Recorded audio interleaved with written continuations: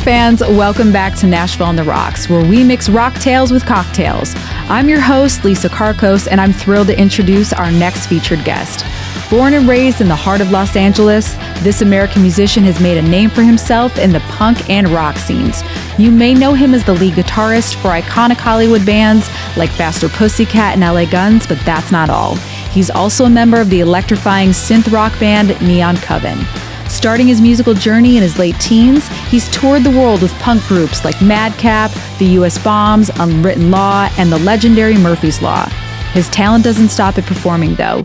He's collaborated with incredible artists such as Tiffany, the 69 Eyes, and the Butcher Babies, adding his unique style to their music. And not only is he a gifted musician, but he's also a thriving voice actor and a passionate advocate for dog rescue. So get ready for an incredible conversation with the one and only Ace Von Johnson.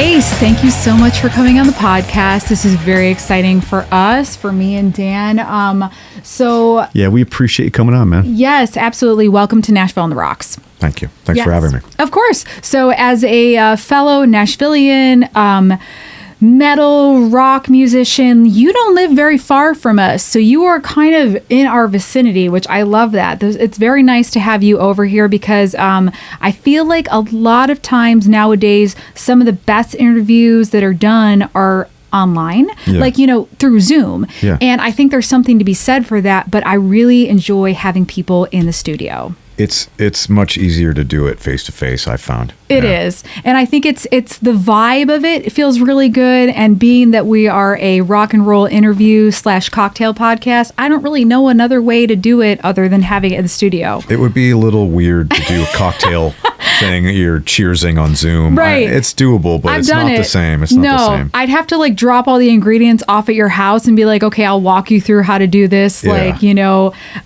As we're side to side in camera. But basically, I just want to say thank you for taking the time to be here. Yeah, thank you for having me over. Of course, to come hang out with us. So I think this is super great. Yeah, you know what? And you're right around the corner, man. So it wasn't too much of a, hoop jump, right? No, Right. I thought about taking my stressful. skateboard, and coming down, but coming up the road. Yeah. But so it's great. So welcome to Nashville on the Rocks, guys. For our guests who are listening and watching, we have Ace Von Johnson here. So Ace is very well known for being a member of LA Guns. You also used to play with Faster Pussycat, and I know that you have a repertoire that goes several bands. I can't name them all. I know at one point I can't either. I knew at one point you said you had you were in your 20s, you were in 10 bands or something like that. That's at the same time. That's true. There was a good 2-year period where I would say yes to any gig. Yeah. And so many things came out of that, and then a lot of things didn't, but eventually it led to the Pussycat gig. Yeah, it's called hustling. It was definitely a hustle. It's hustling. Yeah. Hustling is good for the soul because especially when you're young and you're hungry and you're passionate and you're trying to make a name for yourself and get out there. So I think you have a very good reputation for doing that. And, you're part of some really great bands. You're still touring. You're still making music. These guys have a dedicated following and you're still making new music. And I think that's great. The past couple of years, they've come out with some really good albums. I was actually just listening to one of them today. Oh, very cool. Yeah. We LA Guns has put out a couple records. I've been in the band about 7 years now. Mm-hmm. So the last couple studio albums, we did a live album during 2020, Mm-hmm. the Cocked and Loaded live record, which Yes. is sort of their biggest record, I guess would be the easiest way to say it. And we did a Christmas EP, holiday covers thing. So there's a whole batch of new music following not just my tenure with the guys, but from the reunion of Phil Lewis and Tracy Guns moving forward. So it's really a great legacy to be a part of. Plus, you were already doing gigs with Faster Pussycat, right? You probably you guys knew all probably those did guys shows from together. right? Yeah, so I spent 10 years with Faster Pussycat formally, or 9 years and 9 months or some. I don't know. It's on the internet somewhere. So just shy of 10 years. And the first tour that I did with Faster we were out with Tracy's version of, at the time, LA Guns, with Jizzy Pearl singing. Okay. And this is before the reunion of Phil Lewis and Tracy. And so we shared a bus together for like 2 months. Okay. So I knew him. By that point, I knew him. Yep. And then we were just buddies. And then, you know, over the course of the next, I don't know how long, I'd see him at events or jams and come up to the house and hang out and all these things. And then simultaneously, I struck up a friendship with Phil Lewis. Sure. And his version of the band would have me get up occasionally and play second guitar on, you know, the Encore or Ballad of Jane or Rip and Tear or whatever. And so I don't want to say that I was a shoo-in, but there was already a relationship from both parties that I had. That makes a difference. And so I think at this point, everybody's in my sphere has already heard this, but they called me. Yeah. And they called again, and then they called again and again and again. And this went on for the span of a year before I sort of relented, because I didn't want to, I was busy with Faster Pussycat, and I didn't want to endanger my gig that I had to moonlight with LA Guns on the, you know, the tail of their reunion sort of tour, and jeopardize the gig I already had in the off chance that maybe it didn't work out with LA Guns or something like that. I basically was trying to be committed to the gig I had at that point. And then some stuff went on in my personal life, and I had some time off, and they called me again, and I said, well, hell, I've got the time off. Sure. Non-committally speaking, can I just do this 2-week tour and just see how it goes? Right. And all parties were like, yeah, that's great. And I went out, I had a really great time, and that was about 6.5, 7 years ago. And then you've been hanging out ever since. Yeah. And then eventually about a year went by, and I had to sort of pick one. Okay. And as you can imagine, there were times where my schedule was tightly overlapping. Sure. And eventually, it's one thing if you're touring together.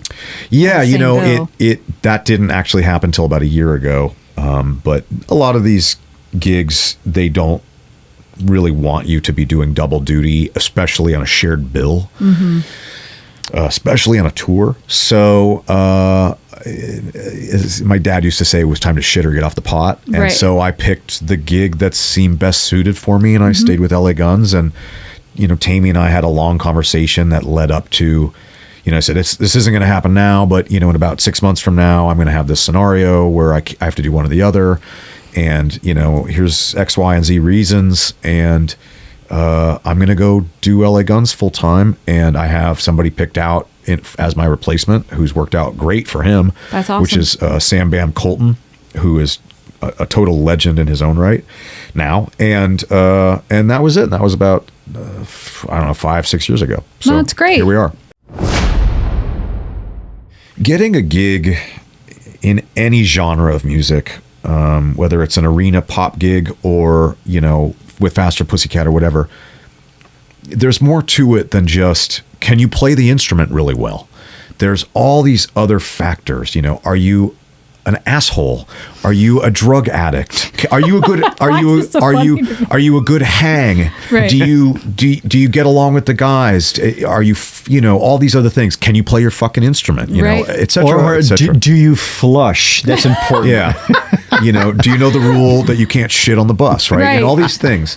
And so I wanted to make sure that I was getting someone in there that had, you know, 4s and 5s down the list. And I felt like I saw that with Sam, and he's 5s on everything, you know. And does he still play with them? He's still with Faster Pussycat, yeah. Okay, so and a myriad of other things as well. He's sort of he was what I used to say was my protege, and now okay. he's like, what's that Star Wars thing where it's like, now the master has become the apprentice, you know, or whatever, yeah. You know, or whatever. So so true. Yeah. Well, you know what I want people to know, on top of being a very talented and charismatic entertainer, you're also pretty fucking funny. So in the time that we've got a chance to like chat and talk, like yeah, I just want to say, you know, top tier comedy, you know, yeah, really like it's intellectual leveled comedy coming out of you. Yeah, man. no, I appreciate that. I appreciate that. And the kind of like the way I kind of look at some of these scenarios is that when you're, I mean, I was in another lifetime, I was in a band. I had a few different bands for 10 years, and it really is about like, I kind of look at it as like, yeah, it's a relationship, but it's also part being like a team. Yeah. Like a baseball Yeah, team or like a, absolutely. you know, it's like, can you trust this person for this? Can you rely when this person's having a hard time? Can you pick up the slack, you know? There are all those. Things. Are you in it to win it? You Yeah. know what I mean? Like, And are we having a bad week? You know, The audience, usually the average fan of a band, isn't thinking about that. No, it's You all know. behind the scenes. All of it. Mm-hmm. And It's like, would you want to get stuck in an elevator with this guy? Yeah. You know what I'm saying? Yeah. Like, Yeah, you might and are you think- proficient and you could play your stuff and you're a pro, right? Yeah. sure. Like you might, oh, well, that, you know, I mean, what's the average fan going to say? Like, oh, that guy's hot or that guy's shreds on guitar. But Right. what they're not seeing is all that baseball team type mentality of like, are you a team player? Are you Yeah. this? Are you that? You know, Do you are work well with other people? Yeah, do you work well with other people? Are you a son of a bitch behind closed Yeah. doors? And you hear those stories too. Yep. And you don't, you know, you don't want to encourage Yes. that. And then with the Pussycat thing, Tammy had recently at that time, it's no secret now, but had gotten recently sober. And I felt like at that point he had just found his stride with his sobriety, and I'm super proud of him. And now, and sort of combating it and finding peace with all these things, because he used to be a guy that was like, we're going to party, we're going to drink till 6 a.m. and all these things. And that's in my time. Right. I didn't know him in the late 80s, early 90s. I can only imagine. When he was just probably raging. Yeah, I'm sure it was a little different as a younger man, but yeah. So I was wanted to make sure that I knew that I could get somebody that wasn't going to, you know, like what do the kids say, trigger anything or pester or anything in that realm. I wanted somebody that was going to be, You could know, a vouch positive for, force. reliable. Yep. Yeah, and I, you know, on a multitude of levels, I see that with Sam, and so he was the perfect fit, and I'm really happy he's still there. That's cool. And on the flip side of it, Sam and I have such a great working relationship that he's allowed me to come back in, sub for him, sub for other, you know, the sort of AB guitar player spot. I've played on more Faster Pussycat releases, not sessions or recordings, but stuff that's come out in my time out of the band than the 10 years I was in the band. Oh, that's crazy. So it's a nice little nod to still have a great working relationship with them. I'll be doing dates with them next year as a sub. That's awesome. So it's a very good. The relationship I have now with those guys is much healthier than I think it was when I was in the band formally. Well, I was going to say it's good that you have that, because that's just that's a commendable, you know, to you as a player, to those guys to be professionals, that everybody is like can kind of come together and celebrate it, you know. And You know, and it's just like a testament to like your character and Yeah. like how they view you. I mean, you don't have to say anything. It's just kind of Yeah. a cool thing to kind of notice, you know. from the yeah, outside. absolutely. And then when you have a band like that that's been playing for years, you know, like obviously like they got something good going on. So congrats on that. Are you guys going to be playing shows in Nashville? Because I don't think I've seen LA Guns in Nashville twice, but I don't Yeah. know if I've ever seen Faster Pussycat. Faster Pussycat played here in town, maybe 6, 7, 8 months ago Okay. at the City Winery. Oh, It was interesting. awkward because it was a sit-down show. Yeah, Yeah, And- that is a sit-down venue. And as a sort of, I don't know what you would call it. I guess I was a special guest for 4 or 5 shows. And not because they needed me, but I had done the Monsters of Rock cruise with them maybe several months earlier this year. And so I said, well, hey, you know, you guys are coming through town, and I just did your shows a month ago. Why don't I do these shows too? And then it's sort of like a nice nod to like, you're not volleying between who's available. It's sort of like we're all here together. Just the same way when they play in LA, Greg Steele, the original guitar player, will come up and join them, and occasionally in Las Vegas. Same thing with Brent Muscat. Sort of like keeping it In the family. Yeah, rather than like, well, this tour we couldn't get so and so, so you're stuck with Ace Von Johnson. Womp womp. So it gave it that kind of vibe. And, they were like, you want to do the whole show? And I was like, no, not really. I was like, I just want to do the last like 5-6 songs, like the last part, have a cocktail, sit down and hang out. So that was fun.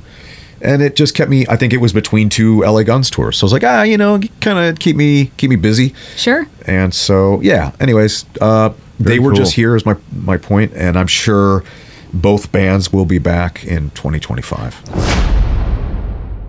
Yeah, I just want to notice or make a mention, man, like that I've met you back, I think it was 2012, man. Is that when you first joined Faster Pussycat?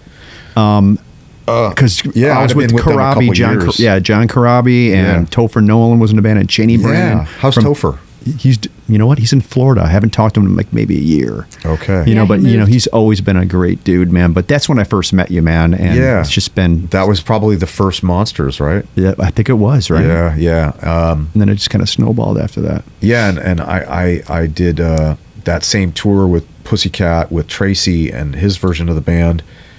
John was the opener, and so it was John, Topher, Kevin on guitar, and I don't remember who. That must have been even before I was with. Yeah, Karabi. that was okay. 2009, 10. Yeah, 2010. Okay. So a minute ago, back when I Topher was with him for a while. a teenager. Okay. Yeah, No shit, man. Yeah. Topher was around for a minute. I kind of want to just go into a little bit of your background. Sure. So you're from California? Are you from LA? Los Angeles, Okay. born and bred. Born and bred. My father was born in LA County, and my mother moved there when she was like 4. So Okay. I now am suffering the back end of this, but I was the guy in LA that was like, ugh, everyone's fucking moving here. And now I'm in Nashville, and everyone's like, oh, you fucking Californians moving here. Everybody's moving here. Yeah. I'm an Angelino, and I stopped saying that here because when I say, people go, where are you from? I go, I'm originally an Angelino. I go, what the fuck is that? They don't know I what go, that I'm from means. LA. Yep. And then they think, oh, you're so where? And I go, no, I was born in Panorama City, which is about 7 miles north of Hollywood proper. And grew up in the valley, totally. My sister just moved to a new house in Studio City, bruh. And then I moved to San Diego when I was going into high school. So I sort of cut my teeth as a teenager getting into the music scene in San Diego, but quickly jumped back to LA right out of high school. I really kind of want to know, what was your first rock concert that you went to? Oh, do you remember? I mean, that's is it embarrassing? Because mine is. No. It's funny. It's funny. The first rock concert I went to. There's varying degrees of that statement. Okay. The first concert that I went to that I felt like was a concert was one of 2 bands. It was at the same venue. I couldn't drive yet, so I was probably 15, and I went to see this, I don't know what to call them, crustcore sludge doom band called Dystopia. Okay. And they've since become very infamous in LA? in metal in the metal circuit. Okay, cool. And so now bands I like are like, oh yeah, Dystopia. And I go, I saw them on the Human Equals Garbage tour at the Che Cafe. And there was 80 people there because the room was the size of this room. And people were like, no way. And it was the first time I asked for I'm getting goosebumps. I asked for an autograph from the singer who was also the drummer. And I remember he looked at me and he was like, fucking why? And I was like mortified. I was like, because I thought that's what you did. I was a kid. Or it was probably the same 2, 3, 4 month window. I don't remember which one came first, the chicken or the egg. A band called Citizen Fish, who infamously, same venue, Che Cafe, San Diego. The singer and half the band were in a very famous punk band from England called the Subhumans. Okay. Yeah. Everybody knows that. Yep. It's basically like the Subhumans with a different guitar player. Okay. Amazing band. I don't remember which one of those was first. Those were concerts. Now, before that, I was at a ton of barbecue, backyard, those type shows dude, we got a keg and a PA at Mikey's mom's out of town. And we're setting up and we're doing Misfits covers. And one of these guys, his name is Joey. Oh, God, what is his last name? And he married his high school sweetheart, Amanda. And I still talk to them. I can't believe I still know them. And I looked up to them like immensely. He has a band called Strikers in San Diego. And they've opened for me over the years. I'll stop. I'll spare love you. it. I'll spare you the tangents. And dude, love it. if you have pictures of your friends in those bands, man, we're gonna throw them up. They in were. the I'll post. find them. I'll find them. wanna But see I them. remember Joey's first band. I want to say they were called Kleptic with a K. Kleptic. Kleptic played this little like concrete little stepped area by the Baskin Robbins in Poway, California. And if anyone's ever heard of Poway, it's a suburb of San Diego. It is infamously, Poway High School is where Blink-182 is from. Oh. I also went to Poway High School briefly until I was thrown out. I got kicked out. They call it fighting. Yeah. But what it really was me getting the shit kicked out of me and getting what we would call now is I was getting bullied. I Right. was being bullied mercilessly by the jock faction. And then there was this skinhead kid Oh my God. that used to beat the shit out of me. He's since unalived himself, so fucking whatever. Holy but the shit. sidebar, but before I get back to the concert question, was the main guy and the jock group that used to pick on me, his favorite band was also a Poway band called Unwritten Law. Okay. Unwritten Law, I spent about 8 months playing guitar for that's much later in life. funny. Billy Dunbar, who God rest his soul, the skinhead kid. The skinhead. His favorite band was a punk band called the U.S. Bombs. I also was in that band. See how this goes around? Right. Dude, did you ever have a conversation with those guys after the fact, or what? Kids are such dicks. Dude, How much tangents do you want? so shit, so dude. the Joe kid, I can see his face like plain as day. The Joe kid, I never ran into again after I left Poway High. The Billy kid, I ran into years later. I was on tour supporting Dropkick Murphys. I was probably like 20 or 21. And he came up and apologized and was like, yo. The skinhead dude? Yeah, the skinhead dude. Okay. And his sister dated my friend Trevor, who weirdly in this conversation, there's probably about 5 people I've kept in touch with from high school, and Trevor being one of them. So moving forward, a couple years later, I ended up in the U.S. Bombs, and I reached out to Trevor. I said, hey, do you still talk to whatever ex-girlfriend? Because I want to tell her brother, fuck you, I'm in the U.S. Bombs now. And there was this whole thing where, and he goes, oh yeah, he works at the tire shop in Poway. And I went to visit my mom. And I was like, I'm going to Sounds go in about there. right. I'm going to go in there and make him look like a dick. Right. And I went in and, I was like, it's Billy Dunn. I shouldn't be saying his name, but whatever. He's dead. Who cares? This guy used to say things to me that you can't say on the microphone. Go on. And he would throw every day for months, he would throw an apple at me. And if you've ever been hit by an apple, Yeah, it's very fucking painful. yeah. And so, and I was a total loner, which is how I got into music. I'll come back to the concert story in a minute, I promise. So, and they said, no, he's not in today. And then, this was 15 years ago. Cell phones aren't like they are now. And so eventually I reached out to Trevor. I went in looking for him. He goes, oh yeah, you weren't going to find him. He just killed himself. And I was like, oh my God, that's Holy terrible. shit. Yeah, you're like, said, I "That's just wanted terrible." him to suffer a little bit. I didn't want No, him hold to. on, dude. You must have been torn. You must have been like, yeah. that's fucking awesome. No, I'm just kidding, man. I was only kidding everybody. I didn't revel in it. That's what's the German word for that? Like Right. Schadenfreude or whatever. Right. I wouldn't go that far. You're like, but God damn, I just wanted him to definitely- feel like shit a little bit. I definitely wanted him to change my tires and be like, hey, you remember how I'm in your favorite band now and you used to call me this in high school? Dude. Well, kiss my fucking ass. Kiss my ass. Yeah. I thought you were going to say something like he apologized to Nah. you.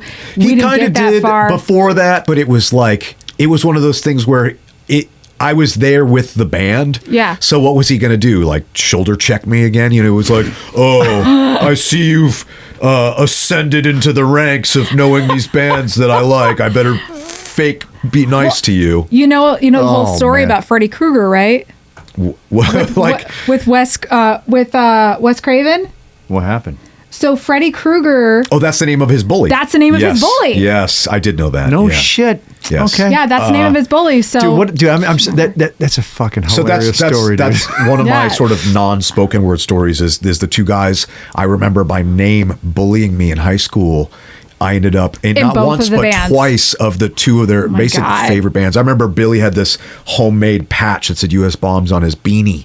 Yeah. And that was the first time I ever heard of them. you know what? Billy probably had a really shitty life. He did. Yeah, he did. But when you're a He did. kid, you don't understand You that. don't think about that. Well, you kids don't are think mean. about that. Going back to the Kids are concert. mean. Back to kids are mean.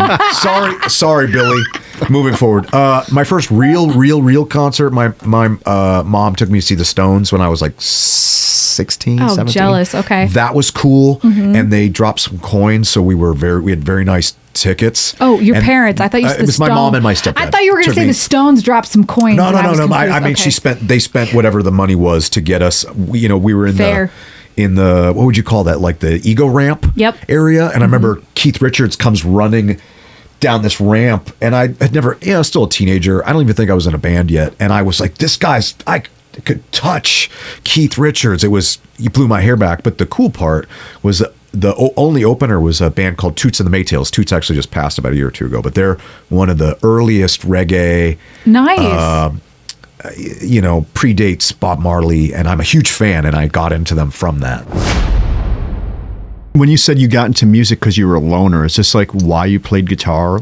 I was Sorry to cut in, listening babe. to Outkast type music. I didn't know what genres were until I got into high school, and there were factions. Sure. There was punks and goths and ravers Yeah. and metalheads and the jocks and the this and the that. And all that, is the tale as old as time.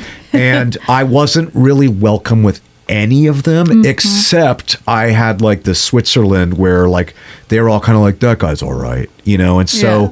I learned little bits from everybody, but I liked everything. I moved to a strange city. I moved to San Diego at 14.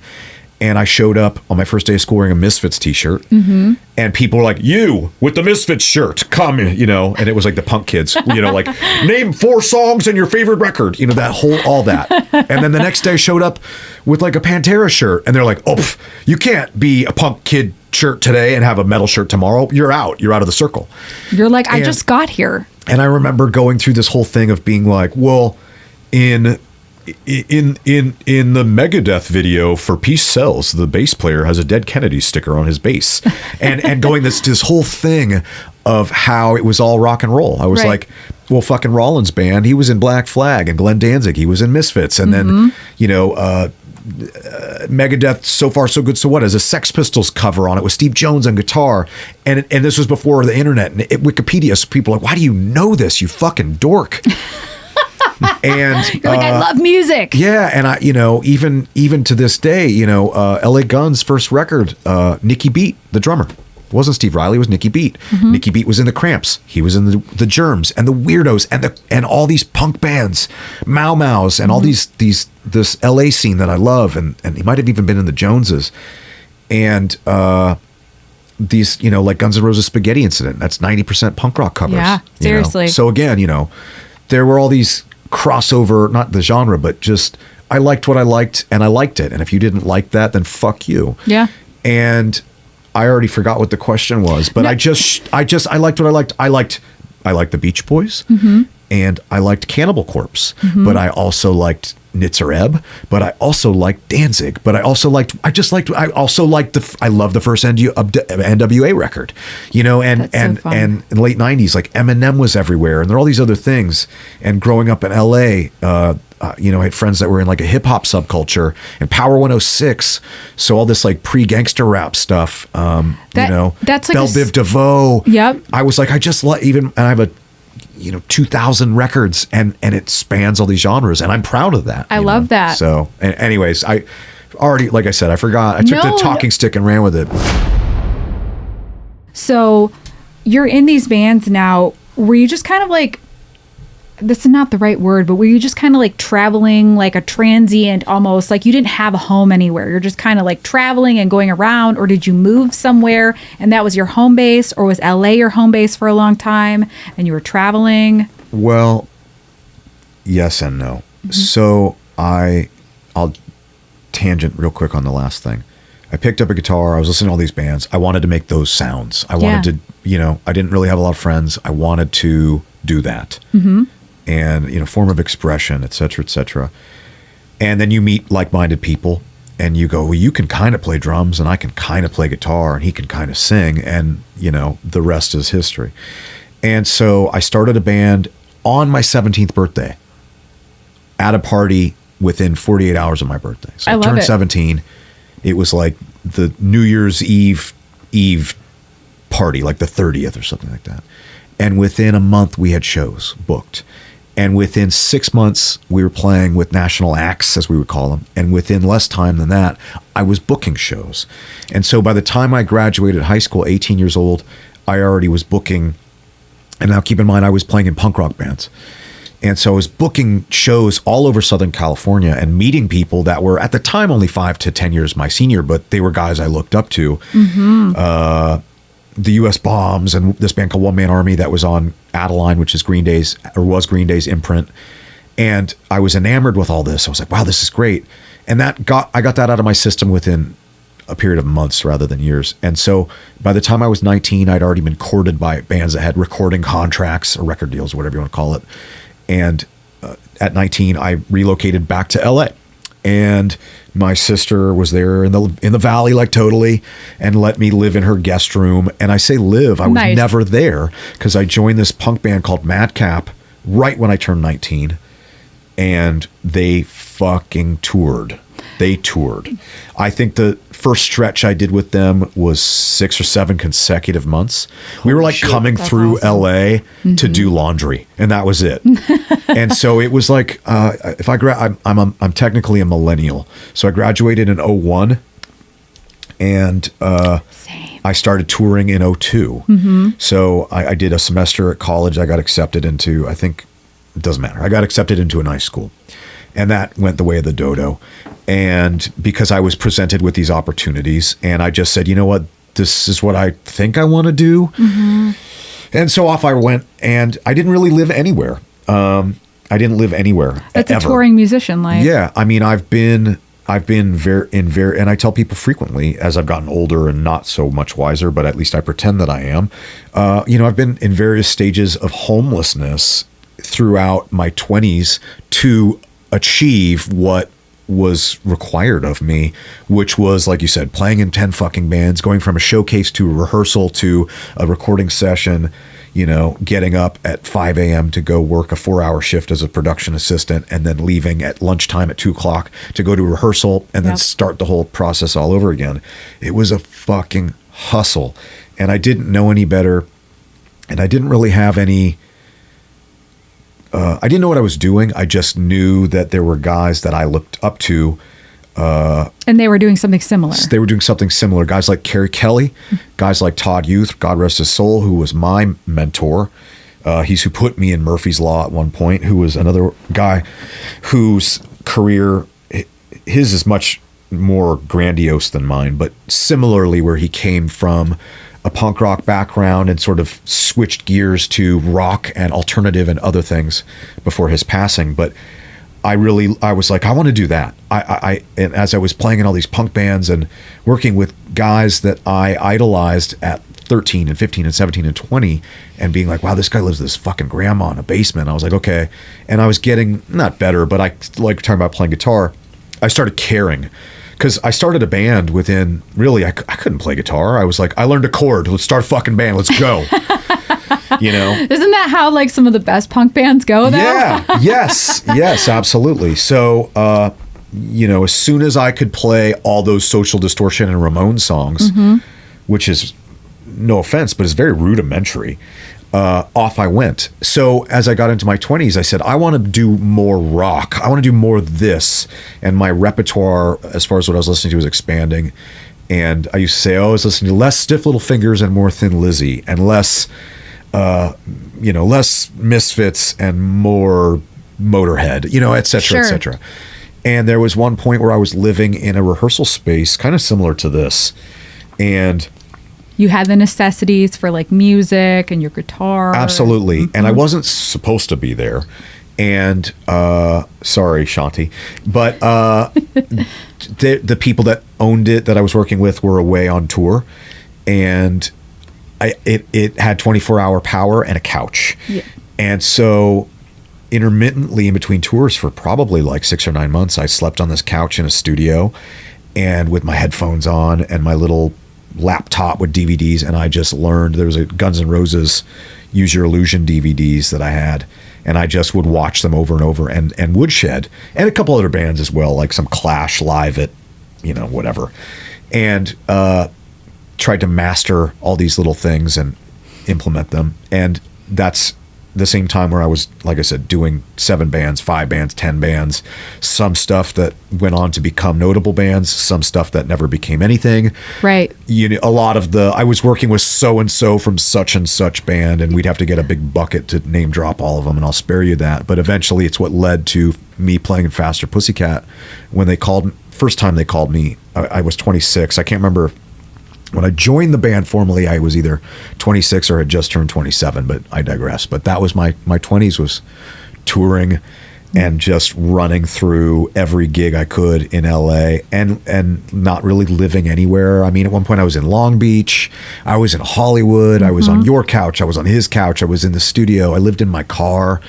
I've definitely slept in people's driveways and all that stuff. I mean, that's what it takes most of the time to be a career musician. And I don't mean to laugh about that because the driveway thing is just kind of funny, but I see that. So what you're describing is something that's very common for a lot of musicians that I've known over years. A lot of people that have played, it's the hustle life. And I think there's something to be said for that, because there's a certain amount of tenacity and grit that comes from that you just can't teach. And I think that's like super respectful, because you get street creds for one, and two, like you get a solid fan base that understands what you're sacrificing in order to provide them with music and shows. When we talk about bands that came out, like 30 years ago, to me, it just feels like yesterday, man. And I just think it's because I've been doing the same thing since 30 years ago. I'm still making music. Yeah. Still, you know what I'm saying? Like, I have similar situations like that. Like, some of the people I mentioned already earlier in the show. What have you been doing? Oh, my kid's about to graduate high school. I go, what the fuck? Yeah, It's weird, it doesn't man. make any sense. They're like, what about you? I'm like, oh, I just did a tour and I'm doing this project for a TV show. And they're like, oh, neat. And you're like, yeah, I think sacrificing, I mean, it's interesting because I grew up, single mother and that whole thing. And we didn't have a whole lot. And then she remarried when I was, 14, 15, whatever. And then he did well. And so the tail end of my teens was the antithesis of my childhood. Sure. So, I frequently as a kid went without. So sacrificing for a long time was like, oh yeah, fuck it. Oh, I have to sell my record collection this month. Okay. You were kind of used to it. Okay, no problem. And it's only been in the last less than 10, in my, last 10 years, if you will, where I'm going, fuck that. I'm not doing that. I'm not getting, I worked so hard to get this thing that I wanted, whether it was because I wanted it all of last year or I wanted it when I was a kid and I couldn't afford it. Sure. So 10 years ago, 15 years ago, someone said, you gotta burn everything and hit the road, man. I was like, let's fucking go. it's rock and roll. Right. And now, I'm an adult. So I go, unfortunately the parameters I'm willing to work in are this. Yeah. And one of the upsides of working in some legacy bands, whether it's Pussycat, especially more recently, or LA Guns or other projects, like on that level where, it's like, okay, we're going to be in a bus or we're going to do this, or, the venue's providing 6 hotels and all this stuff. It's no longer who's Rochambeauing for the backbench and the Econo line and, or, what have you. And, I mean, fuck, there were years of touring where it was like, we knew what fast food joints you could go to and ask to speak to a manager and go, hi, we're a touring band, we have no money, can you please feed us? That's a real thing, and we would do it, That's and totally understandable. and frequently Taco Bell, I remember, was one of them.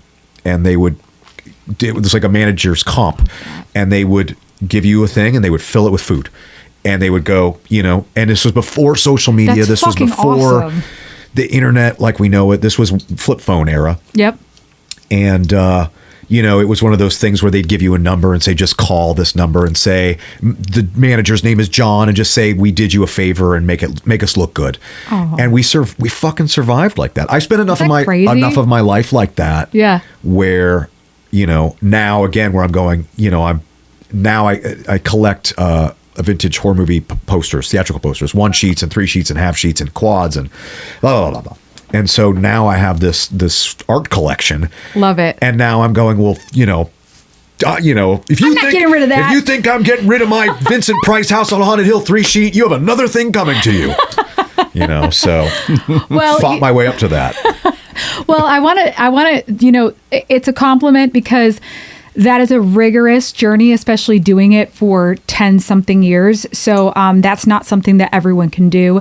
And I think that that's something to be acknowledged in a positive way. And I think that's why I have it's a noble lifestyle. It's noble. And it's hard and not everybody can do it. But I think that's why I dig a lot of like punk bands, what I mean, in general. Like I love it. But I think what we'll do right now is take a quick break. Sure. I'm going to get some tools together. And then when we come back, I want to talk some more about like your work outside of playing in bands, like, your love for horror movies and your animal Please. rescue. Yeah. And I think that'd be really fun. And right now I'm going to teach you how to make a cocktail. And I know you said you're a Jack Daniels or in the family Jack Daniels guy. Yeah. And I love that. I think we're going to kind of move out of that realm, and we're going to do something easy, but it's going to be a bourbon cocktail. Okay. It's going to be easy, but I'm going to teach you a couple little tricks. And you're going to be fine. You're going to love it. I can see you look a little nervous, but I got you. I'm not nervous. Okay. The wheels are spinning. That's all. All right. Well, let me get some gear and we'll be right back. Cool. Awesome. What's up, folks? Rich Redmond here, and you're watching or listening to Nashville on the Rocks.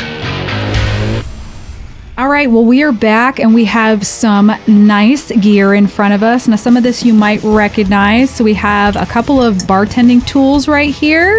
And I got 2 sets. So I have a shaker tin, a spoon, a bar spoon, and 2 jiggers. And then we have some strainers and we have a peeler. Okay, so this is like a potato peeler, but Yeah. I prefer it versus the one-sided slit. You know what? It's fine. This won't cut your finger as badly. So this is what I got working with it. Are you ready to make this cocktail? Yes. Yes, okay. I'm going to fuck it up, but No, I'm ready. It's going to be great. How we're going to do this is I'm going to make yours and Dan, and you're going to make mine. Okay. So what we're going to do is we're going to start out. So for those people that are watching us, you can watch us and see what's happening. But for those of you that are listening to us, I'm going to tell you how to do this. So we're going to make an old fashioned, okay? And an old fashioned's pretty basic. It's a very popular, very easy tasting kind of drink. And because you are a whiskey drinker, I thought that this is a small little give, and it's easy enough. But the difference is that we are going to do a smoked orange peel, which is going to totally change the flavor profile of the old fashioned. So it's kind of different, and I'll show you how to do that. We're going to play with some fire. Okay. All right. So that's the fun part too. Okay. So guys, if you're listening, it's going to be 2 ounces of bourbon. So I have 4 Roses bourbon. This is not sponsored by them, but they should be. So we got 4 Roses bourbon. We're going to do some Angostura bitters. We're going to do some simple syrup. That's the basic ingredients of an old fashioned. Then I'm going to garnish it with these filthy red cherries, which I love. These are so good. I don't know if you've ever had these. No. They're one of my favorites. And an orange peel, and we're going to light it on fire and give it a go. So we're going to start with putting some ice. Now my hands are clean because I'm a germaphobe and I say this all the time. I did but just wash my hands. See, that's fair. Like if you're going to be playing with people's ice, Yeah. you gotta do it. So we're going to fill this up, and I don't have a mixing glass, but that's okay. We're going to use this as a mixing glass. Sorry, you're going to hear some ice in the background. Okay. So this is yours. I'll put this here, and we're going to stir this drink. So after we build the cocktail and we make it, we're going to pour it over some fresh ice. So I'm going to give you a little bit more ice, and you know what? I'm going to take this one out. Man, I should have gotten more ice. Okay, all right. Bring a little ice to the party. Okay. So now what we're gonna do is we're gonna take the jigger, and this is 2 ounces. 2 ounces is gonna go into this, to the shaker. So your old fashions typically are 2.5 ounces. So let's just do that. We're gonna do 2.5 ounces of bourbon. So obviously I'm gonna double mine up because I'm making 2 cocktails. So once I pour this, I'm gonna hand it off to you. And we're gonna fill it up to the very top. If you look inside that jigger, there's gonna be like little increments. Got it. So there's 1.5 ounce pour and there's 2 ounces. And then on this other side, there's 1 ounce. So I have to put, what did I say, 2.5? So I got 5 ounces right now. Okay, now your turn. Now you're gonna fill this up to the very top and pour it into the shaker. All right. It's gonna be good. The pressure's on. The pressure's on. Okay. All right. It's all rock and roll. All rock and roll, baby. Okay, now we're gonna flip this over. I don't know why I put it so far away from me. And then we're gonna fill this up. We're gonna take the small side of the jigger and fill this up to this first line. That's 1/2 ounce. So you're gonna fill it up to 1/2 ounce mark, and I'm gonna fill it up to the tippy top because I'm making 2 of these. Okay. So pour that right in there like so.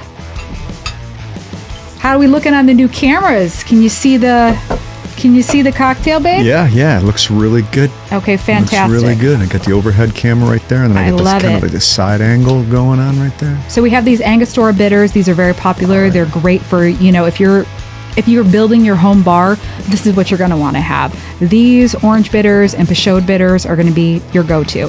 So I'm making 2 cocktails, so I'm going to do 6, and you're going to do 3.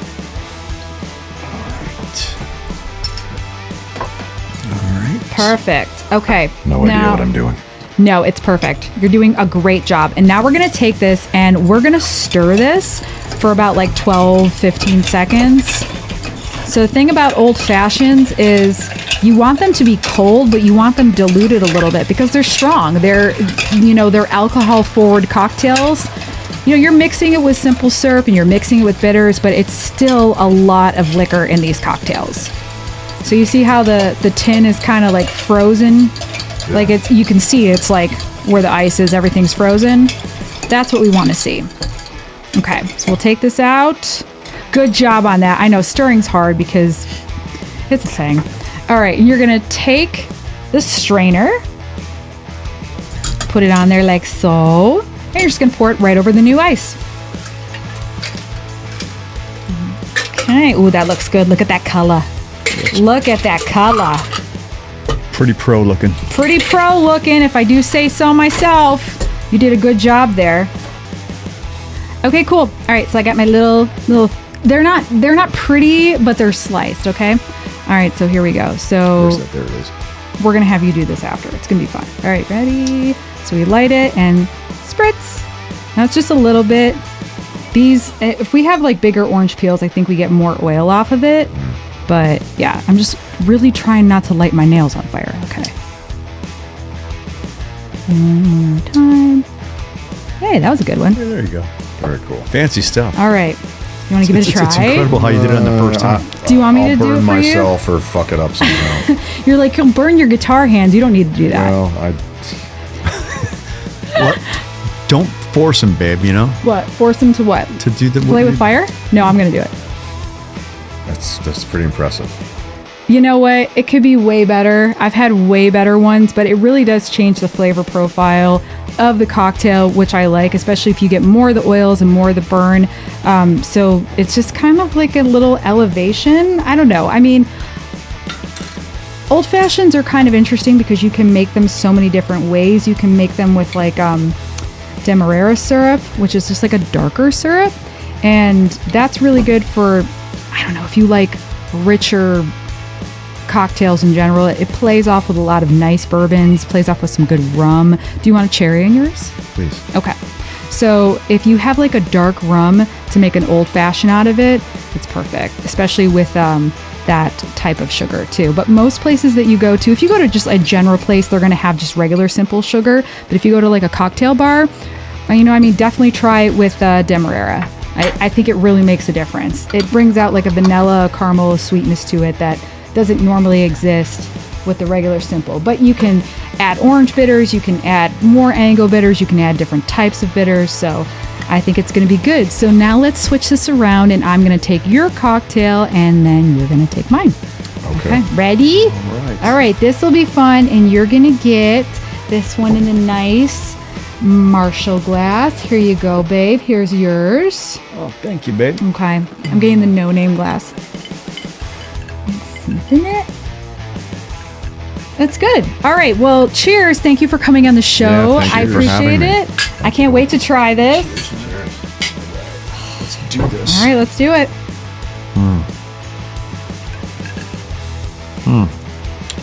That is amazing. It's really good, baby. That's pretty good. Yeah. What kind of whiskey bourbon is this? This is Four Roses. That's really smooth.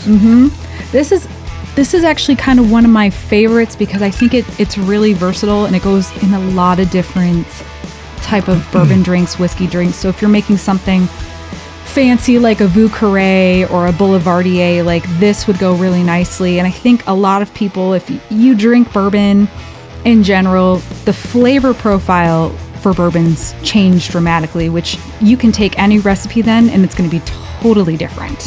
So that's kind of the fun thing, is to like make a couple of different, the same recipe with a couple of different bourbons, you're going to get a totally different feel to it. So, I mean, make something with Blanton's versus Buffalo Trace. But this one I feel like is just always a constant, consistently good bourbon. It goes in a lot of things. Yeah, that it's really, really good, baby. Yeah, very smooth. And I like these cherries too. They're the filthy red cherries, so they're like dirty. I don't know. I just love that part of it. I like the name. They have the filthy olive juice and the filthy Bloody Mary mix, but so cherries are really good. So Very good. Just rattle off real quick, baby, like yeah. Okay. So we have used 2 ounces of the Four Roses bourbon. We've used simple syrup, which is really easy. You can buy it or you can make it at home. It's half water, half sugar. And then we have the Angostura bitters, which is like a staple in every home bar, every pretty much bar that you go to. And then we stir it, pour it over new ice cubes, and then we added a cherry, a maraschino cherry, and then we added an orange peel, and we lit it on fire. So yeah, it was pretty good. And the lighting on fire, it's the oils that come from the orange that kind of like spritzes the, you're expressing, it's a different way to express the oils, which is kind of cool. So yeah, I'm a fan of it. All right, what do you think? All right. It's delicious. Very Good. smooth. Very smooth. Let's dive into a little bit more about what you've been doing outside of playing guitar. So you have just like a wealth of busy things that keep you occupied. So like, I know that you write songs. I know that you write for like LA Guns, and I'm not sure if you wrote for Faster Pussycat, but I know that you have a lot of like, songs and projects that you're working on. Do you have anything in the works right now that you want to talk about? Yeah, I guess. At this point in my career, I feel like stuff kind of finds me frequently. Yeah. And I had gotten a call about doing a project. Oh, how do I word this? Maybe like a year and a half ago, and it sort of was one pre-existing thing, and they wanted an album written, and so I said okay. And then that sort of, this guy didn't get along with this guy, and I just sort of said, I just work here, and that sort of imploded. And in the process, I started bringing in other people, and without giving too much away, ended up shifting gears a few times and sending the music to, so I was kind of looking for a singer for this project. My buddy Christian Martucci plays in Stone Sour and Corey Taylor's solo band, and also kind of punk rock pedigree like Sure. myself, background wise. And so he's been singing on this material and coming up with just some really great delivery, vocally speaking, lyrically speaking. Can I get nerdy with you, man, with Yeah, some please, questions? please do. Okay. And I'm sorry, Lisa, to hijack this, but this is kind of like where I get excited to talk about this type of stuff. Go for it. All right. Thanks, babe. Hit me. Well, I was thinking, when you're a part of a project, I'm always interested in finding out where your inspiration comes from. And from what earlier in the podcast and the conversation, I feel like that you said you were kind of like, you went to music, you said you were kind of a loner, and I feel like you have like a large vocabulary of different types of music that you probably listen to and love and been, woodshedding on, you know? So as far as when you write your own stuff, man, what inspires you? Is it like stuff that you're listening to from your past that you always picture like, oh, this band I'm definitely going after this from this type of band that I love? Or is it just a big, that's huge, a good question. You know what I'm saying? Like as far as, is it like you have all your ingredients of everything you listen to and it kind of comes out organically as one thing? Mm-hmm. Or is it like, are you after like a sound from this guy, you know what I'm saying? Or this band? It's honestly, it varies. If I sit down, I don't know who told me this, but at some point in my life, I heard some analogy about how each guitar will speak to you. And right. I can sit down with one guitar and come up with something, or I always say it'll fall out of me, like this riff just fell out of me. And I could sit down with a Strat and I might come up with whatever one thing. And if I sit down with a Les Paul or an acoustic or a 12-string, it's going to be something totally different.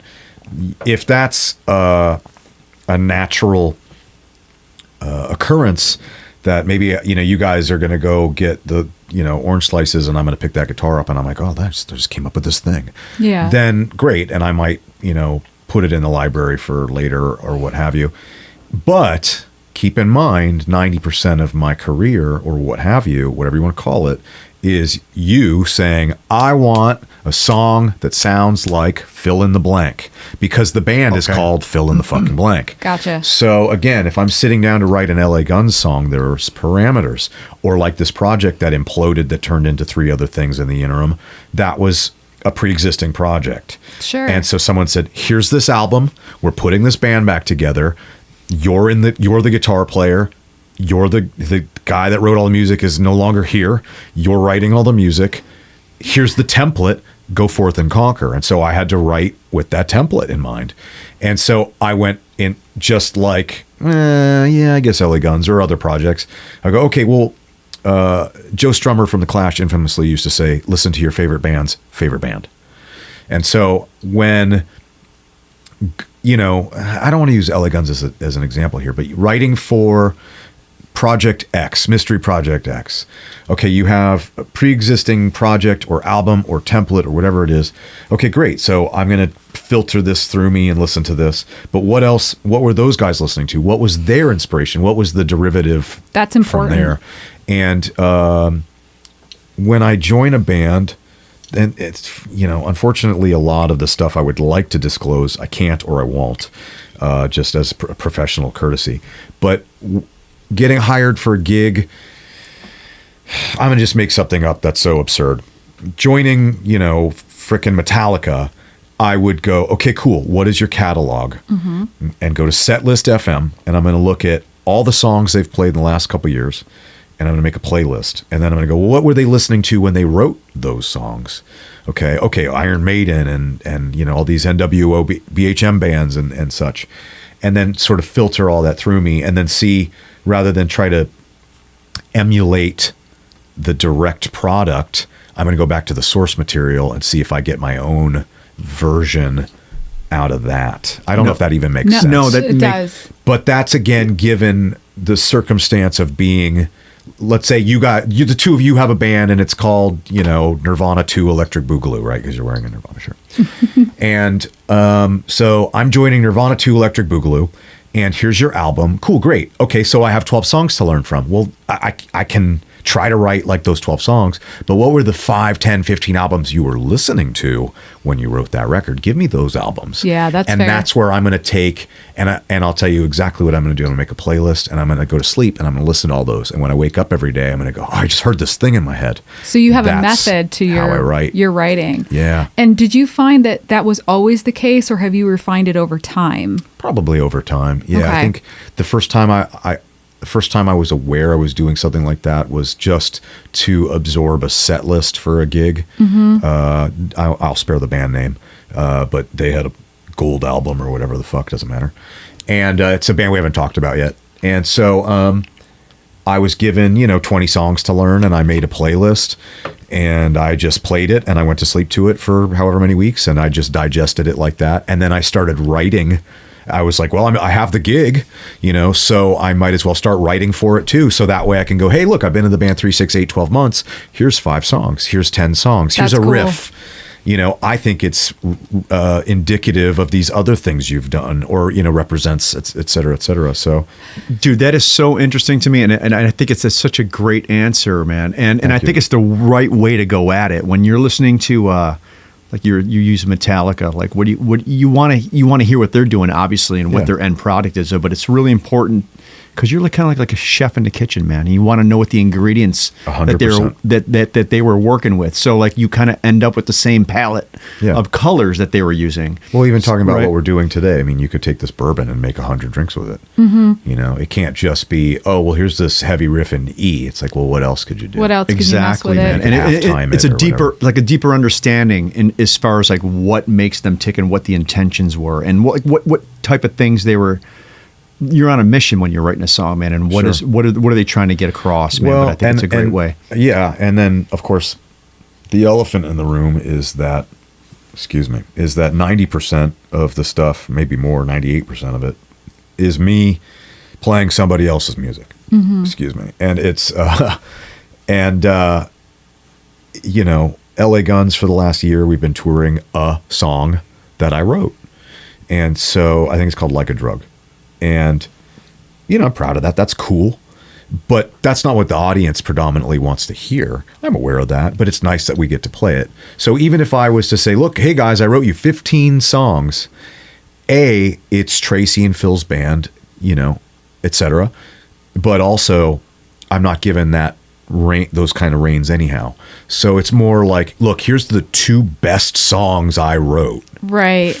in this cycle, I think. Here you go. And they might take 1 or 2 or none of them, So that actually kind of leads me into another question that I'm Sure. always kind of curious about, is that when you're a songwriter yourself, and then you're part of a band, working with people, like, do you feel like you're surrounded by other songwriters in the band? Or do you think that, you've just been one of those people that you just have a tendency to write songs more than other people, and something like LA Guns or Faster Pussycat may be a little bit different because you already have people that have multiple albums behind them. Yes. But is it something that in moving forward is more of a collaborative effort? Well, it's case by case. Okay. I think in every band, I think anyone's really capable of writing a song. I mean, my niece is a teenager; she can write music, and could as a child. Obviously, it can be more innate in different individuals, but usually, if you're working alongside air quote professional musicians, these people are writing, and they usually have other outlets. Like even when I was in Faster Pussycat, half the guys had a project called Moto Christ, which Okay. is great. It's amazing. Like half Motorhead, half the Dwarves, Love it. kind of like, high octane rock and roll kind of thing. And I guess I was in that band too, but intermittently. But, they would go, look, hey, I wrote you these 15 songs, like I said, and they'd be like, oh, well, I like those 2.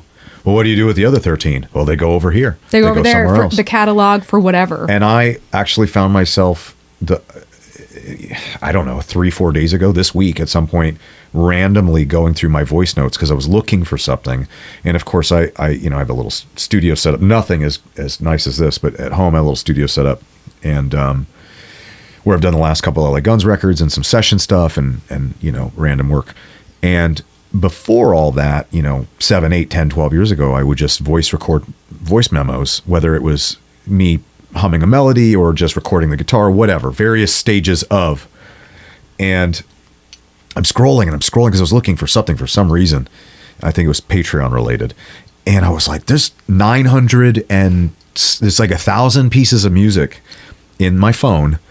And I was like, no one's ever going to hear any of this. And of course, none of it's listenable material. It's like me driving on the highway. It's not finished. Yeah, it's like, so the riff goes, da, da, da, da, da, Right. And a lot of that. And then, but I found a few things where I was like, that's a song. That's a song. That's like a song. That's like a 50% pre-pro demo of something. And so most of the time, I'm not trying to sit down to go, think inside the box. I'm just sitting down and I'm playing, and maybe some little cool riff falls out of me.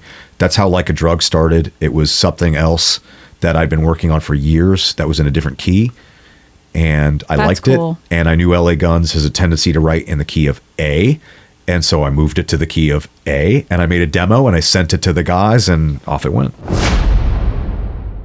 Let's talk a little bit about your animal rescue, which I think is very important, because before we even had gotten in touch through socials to like do this interview, like I had been following you and I had seen you had posted something about like one of the rescues, and I thought that was super cool that you were that involved in it. I thought there was something to be said for that. So like even on your website, like there's a dedicated portion of your site that goes to just being an advocate of animal rescue, and I think that's great. And talk about your hat that you have.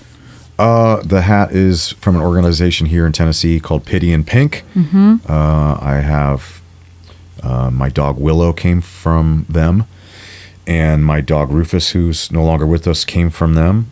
And they're just one of a handful of groups here in the Nashville area that I've sort of gravitated to since moving here, along with the other organizations that are maybe just spread out across the country. Sure. Or from my time living in LA. Has this something you've always been into? Yeah, I think I started doing it in my late 20s. I think it coincided with probably me joining Faster Pussycat. There was no relation, but it was around that time. Sure. And I think I was probably just getting my life together enough to where, I could see past yourself, the week in front of me. I see. Yeah, yes. well, yeah, and that as well. Yeah, I mean, it's hard to be charitable when you can't feed yourself. I don't know how else to say it, but such was my a lot of my 20s. And so, but I always had an interest in dog rescue and just dogs in general, and which, lends itself to just animal rescue. And because I find myself I've done several turtle rescues here, and I mean literally really? myself. I don't mean like, I just working sent them with some money. Someone. No, I mean like I've stopped traffic and pulled turtles out of the highway and et cetera. And then you have to research and find an organization to help. I had a turtle that was missing a leg, and the woman was very emotional, and she was like, another 12 hours and it would have died if you hadn't intervened. That's crazy. And so, but I it's just the analogy I've been saying for a while now is, the sex, drugs, and rock and roll. It's like, well, the sex and drugs part got real boring.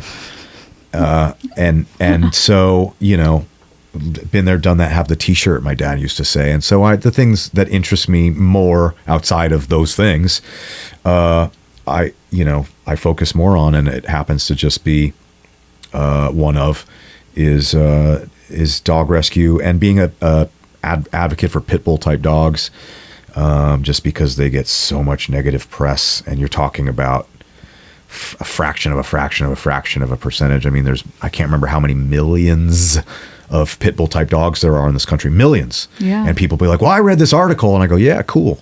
Yeah. What about the other 400,000 dogs in your zip code?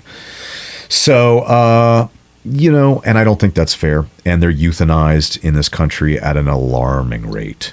And nothing will wake you up more than seeing a hallway full of trash bags of dead pit bulls, because that's so what sad. the problems we're dealing with at these high kill shelters. And there aren't enough adopters, and there aren't enough rescues, and there aren't enough fosters, emphasis on fosters, and so on and so forth. And so I just try, I don't want to bring the mood down, but just trying to draw attention to it. And I donate every month sort of a stipend to various groups all over the place. That's super cool. And I mentioned having a Patreon, and so I take a portion of that every month and send that out to various organizations. Oh, that's cool. That's actually cool. And sometimes I draw attention to it. Most of the time I don't.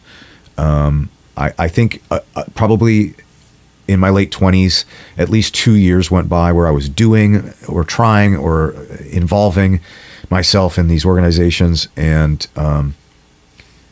I think somebody was like, you should talk about this. And I didn't want it to seem like it was something I wanted like attention for. To push on people? Well, I just like, look didn't- at me, I'm helping out so I don't want much. that. That's Yeah. not what I'm doing. I really don't give a fuck what anybody thinks about what I'm doing, to be frank.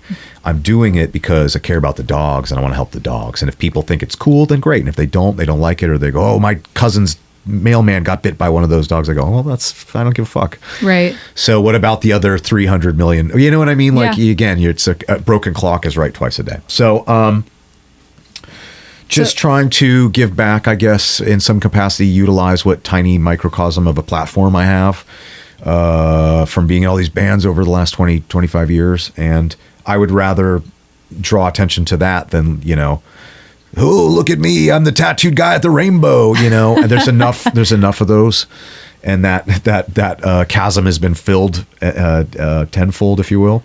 So I would just rather spend my time doing that. I actually start my volunteer program at MAC here, the Metro Animal Control, next weekend. So I'm looking forward to that. I know it's gonna break my heart, but it's definitely, I'm looking forward to spending my time facilitating dog walking, et cetera, et cetera. I love that. So that's where I got all our dogs are rescues, and they're small. So like together they're like 60 pounds.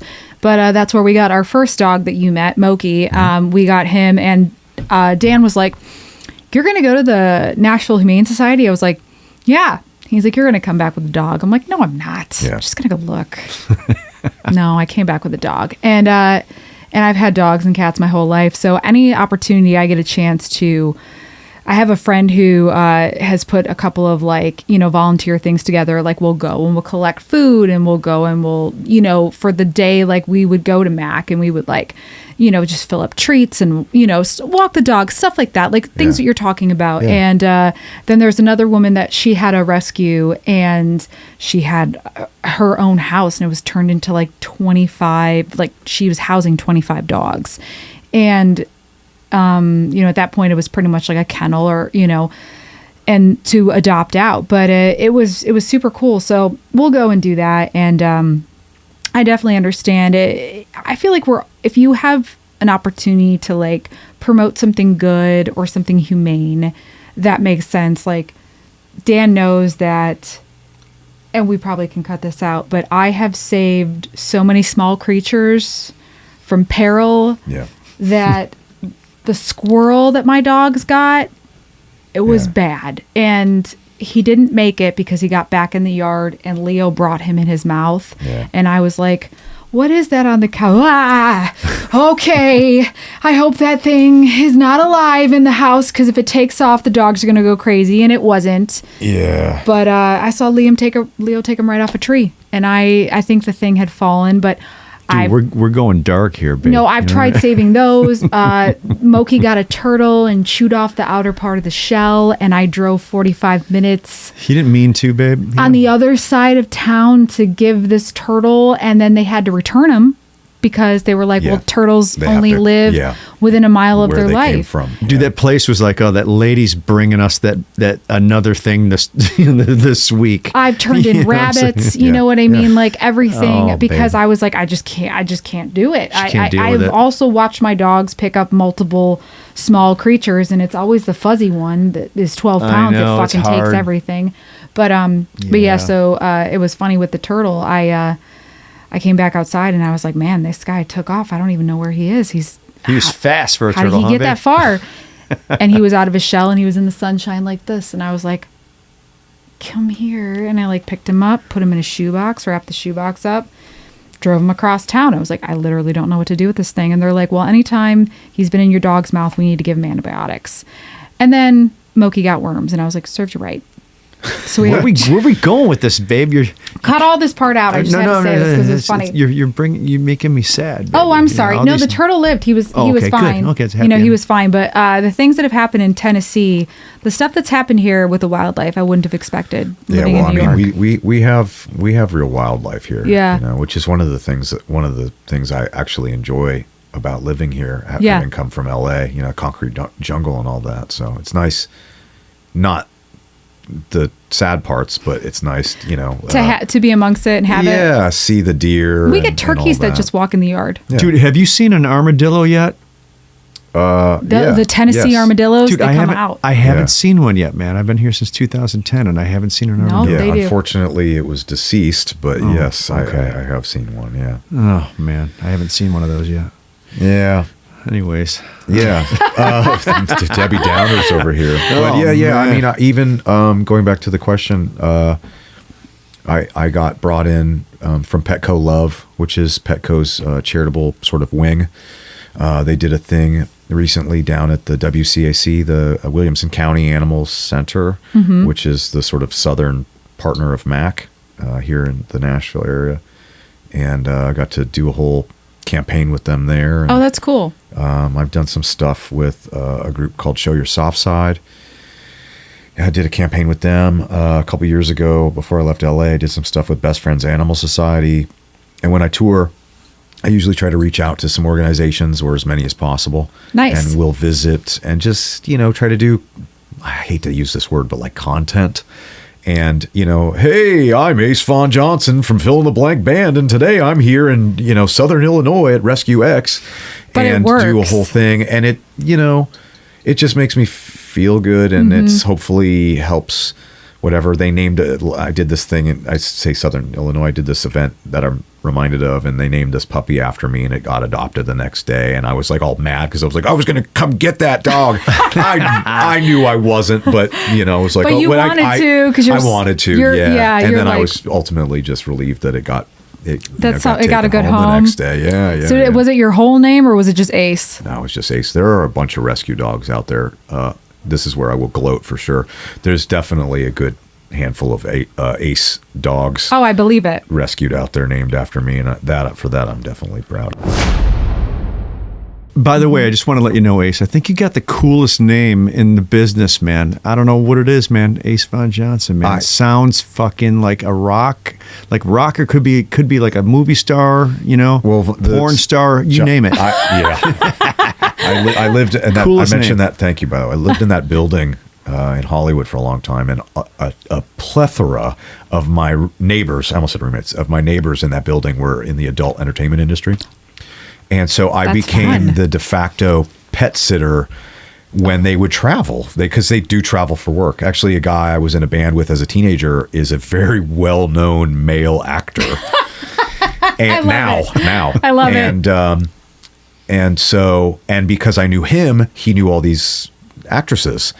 And so they were like, did you really grow up with Aaron? And I'm like, yeah, we've been friends since we were 16. And they were like, oh, and then I got like the hall pass. Okay. So I instantly became part of the family, and there'd be like Christmas parties and everyone's naked but me. And so, talking about the couple lives I've lived, but I was the cat and, the little my Chihuahua God. sitter and all this stuff. So anyways, I lost my train of thought, but, That was a good segue. the porn, yeah, people would frequently make the porn joke. The Johnson's my real last name. Vaughn's in the family, and Ace was a nickname I got it as a teenager. Oh, it's so and funny. So there you have it. No, it's good. Yeah. So would they ask you, they're like, Ace, you can take off your clothes, and you're like, I'm good. I'm good. Yeah. I'm good, thanks. Yeah, I wasn't quite feeling the confidence that maybe some of the other men in the room had, admittedly. But So good. That's, Yeah. that's gold. That's a good story. yeah, it was it was. I remember it was this is the alcohol talking now at this point, but it was a onesie party. And then everybody started getting naked because they've all seen it. They've all been together. So at that point, it doesn't matter. It's work. And they're like, whatever. And I knew I knew 2/3 of these people. I actually started a band with 2 of them at one awesome. point, but it doesn't matter. So yeah, one of the many, many, many stories. But, So Very cool. in another man. life, right? Yeah.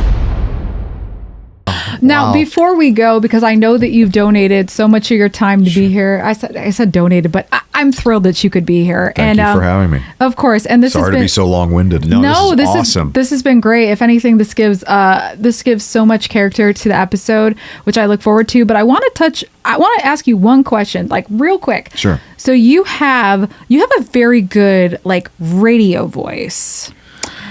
And I I know have a face for radio. you- Yes, and I correct. know you've done some voiceover work.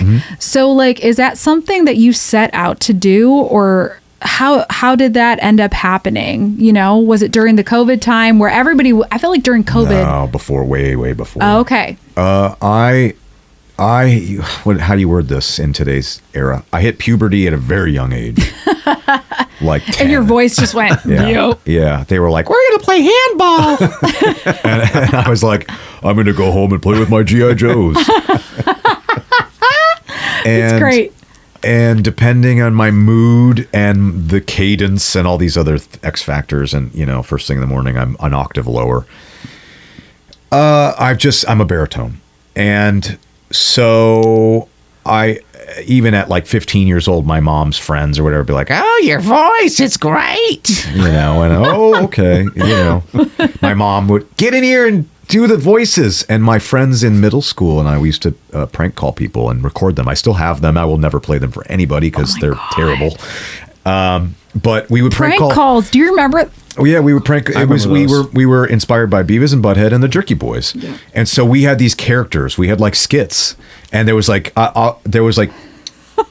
Mistress and his gimp, and just, you know, when we were like 13-year-old boys, like, Right, you're bored. You can only do so we much. would call like the principal and be like, "This is Mr. Mistress," and he'd be in the background like, you know, oh, like just inappropriate stuff. Or, you know, you'd call the sex shop and be like, "Yes, we're looking for, you know, double-ended fists." Just, you know, you're stupid kids and worse and worse. And you know, like, my name's Jebediah and this is my cousin Cletus.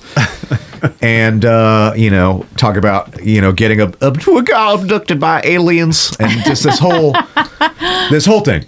And so I'm getting way off topic. That's great. And that's where I think it started. And my mom would, not knowing about the prank calls, but she would encourage, come in and do your voices. And she would make me stand there in front of her friends like a you know, indentured servant.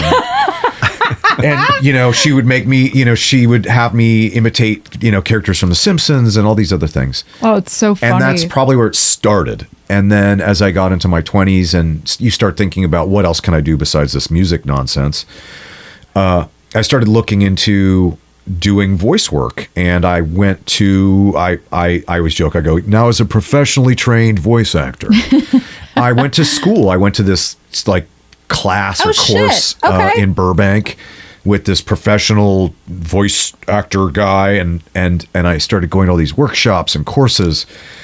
And so you're trained. At one point you could, that's a stretch, but yeah. And at a certain point, I don't want to name drop anybody, but I was dating a woman who's a notable person, and she also was interested in it, and we're still friends. And we started pursuing it, not together, but like we would workshop together. Time? Yeah, Okay, yeah. And she's done, of course, really well for herself. I'll explain later, but let's say she had a leg up on me for a few reasons, and family wise. And so, but was happy to, you know, facilitate and watch her grow and That's awesome. and likewise. And so as I got into my 30s, I started slinging it more like, hey, you know, if you ever need a voice actor for anything. And it's gotten to the point now, I mean, I've done stuff for Netflix and I've done stuff for Shudder, the horror cool. streaming channel. And they have a show on there called Joe Bob's Last Drive-In. And I've done a bunch of music for them and a bunch of voiceover work for them. And I grew up watching Joe Bob. In the 90s, he had a show called Monster Vision on TNT. Yes. And I'm a big horror movie fan. I know we discussed. And so getting to do that's been really cool because I grew up watching him with my dad. And blah, blah, blah, blah, blah, blah, blah.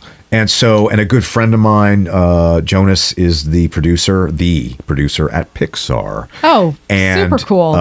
Like anything they've done in the last 10 years, his name's attached. And again, name dropping. But he was kind enough to not only give me a full studio tour, but also got me a sit down with their, you know, lead casting director, supervisor person. That's awesome. Really wonderful woman and great meeting. And she was very encouraging. And she, you know, we'd love to bring you on as, you know, some tertiary characters and send you some sides to read remotely. And I was like, oh my God, yes. And then, you know how things are in the biz. And it was probably just a little bit of pillow talk or maybe just being nice. But nothing's come of it, is what I'm saying. But you never Sure. know. You never know. You never know. But I will see Jonas in a month, so maybe I will relight that candle. That's or so whatever cool. expression I'm reaching for, and because that would be the dream. Because my dream is, I feel like I've done a lot of the rock and roll stuff that I set out to do. Mm-hmm. And on the topic of voice stuff, my dream is to do animation. I want to do cartoons. Yes. I always book my own speaking voice. It's, up next on Nashville on the Rocks, it's just me talking. And so I want to be given other things to try and other goals to shoot for.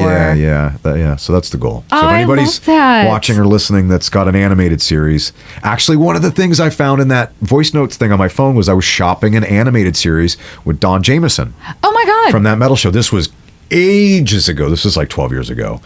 And I found these little voice notes and I go, what the fuck is this? And I went through and I searched the email. And of course, it's all the attachments. Oh my God. And we did a table read. And it was like 15 or 20 characters, and I was all of them but two simultaneously. So I'm going and bouncing from role. I'm not going to do it. Oh my God. Now on film, but reading it, and you just skip through, and you're this character and this character and this character, and you're having these conversations in a dialogue between 1, 2, 3 characters. That's so cool. And maybe there's 3 of us in a room, and I'm 7 characters, and y'all are 2. Oh my So, God. anyhow, that was a fun thing to do, and I still do it. I did. Brother Kane is playing tonight in town. I'm not going, obviously, but their intro tape is, ladies and gentlemen, Brother Kane, and it's me.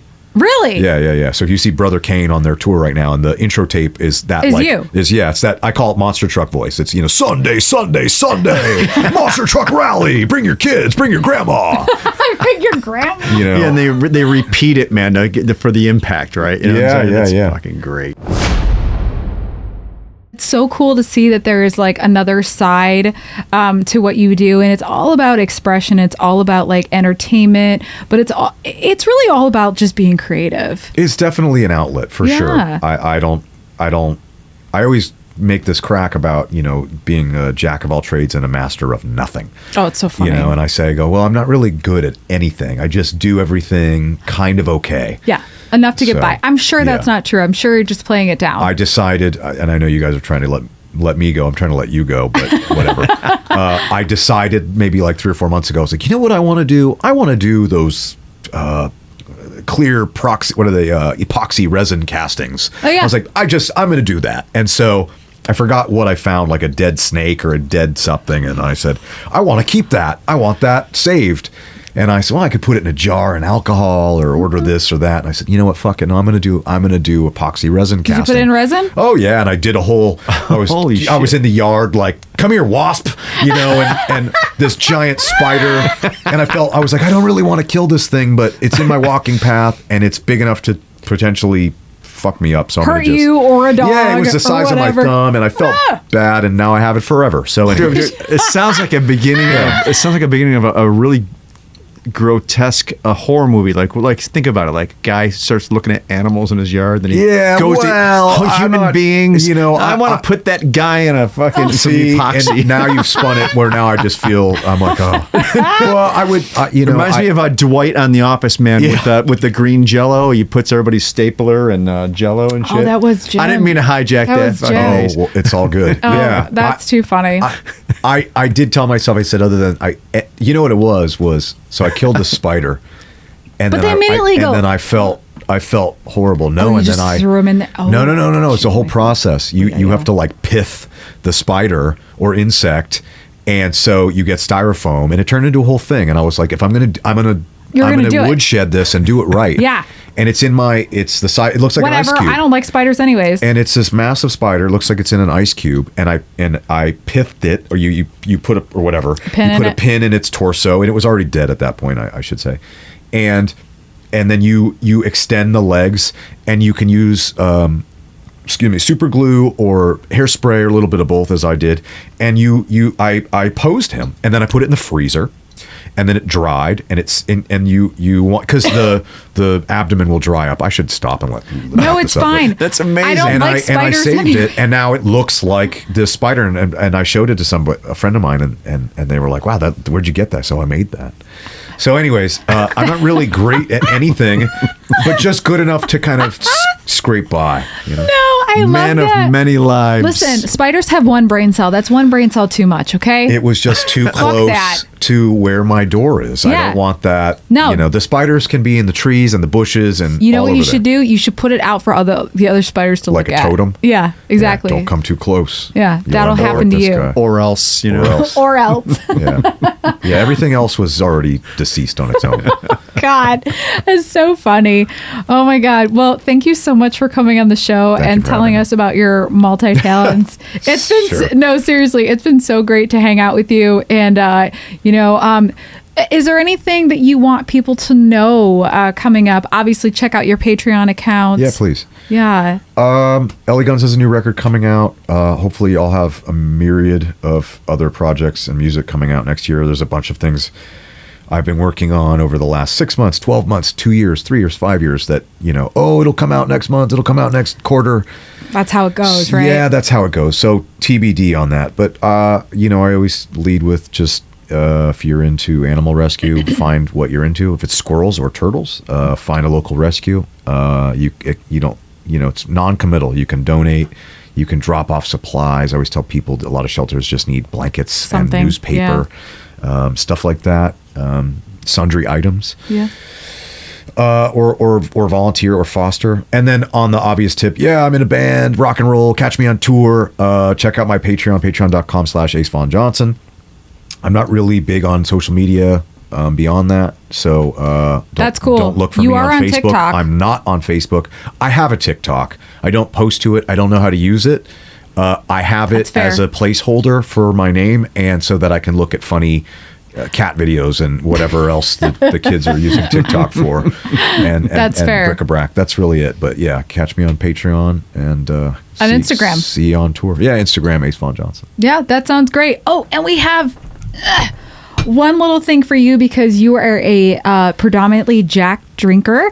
We got you this bottle of Gentleman Jack. Thank you kindly. You're welcome. You can take this home, put it on your shelf, hang out, put it next to the spider. It'll be great. All right, Ace, thank you so much for coming on the show. Thank you so much. Thanks for having me. Yeah. Appreciate you, man. All right, guys, we'll see you next time. All right. Bye. See ya.